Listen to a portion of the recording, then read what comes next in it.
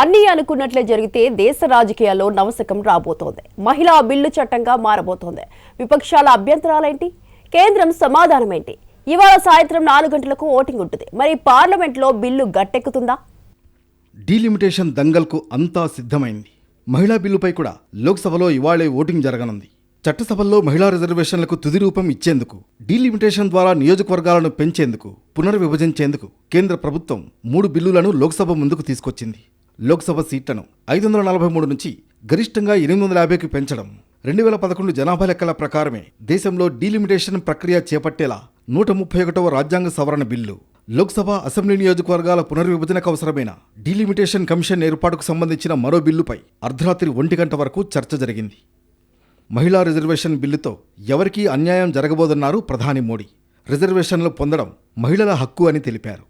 सिर्फ राजनीतिक लाभ लेने के लिए जो बवंडर खड़ा किया जा रहा है, मैं आज बड़ी जिम्मेवारी के साथ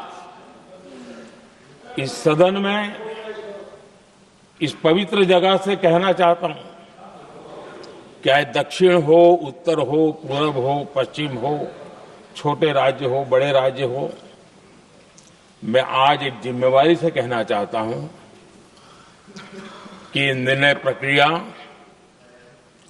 किसी के साथ भी भेदभाव नहीं करेगी. అయితే మహిళా రిజర్వేషన్ల బిల్లును ఎవరు వ్యతిరేకించారో చెప్పాలని కాంగ్రెస్ నేత ప్రియాంక గాంధీ డిమాండ్ చేశారు. మహిళల హక్కుల విషయంలో తామే ఛాంపియన్స్ అన్నట్లుగా బీజేపీ నటిస్తోందని మండిపడ్డారు.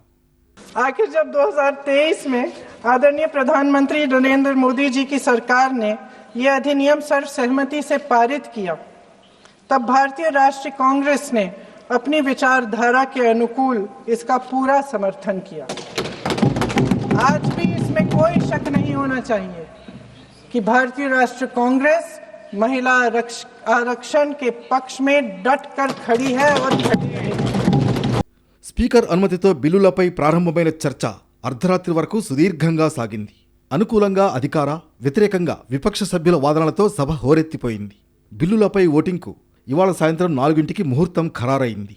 మరి ఎవరు సపోర్ట్ ఇస్తారు, బిల్లు ఎలా గట్టెక్కుతుందన్నది ఆసక్తికరంగా మారింది.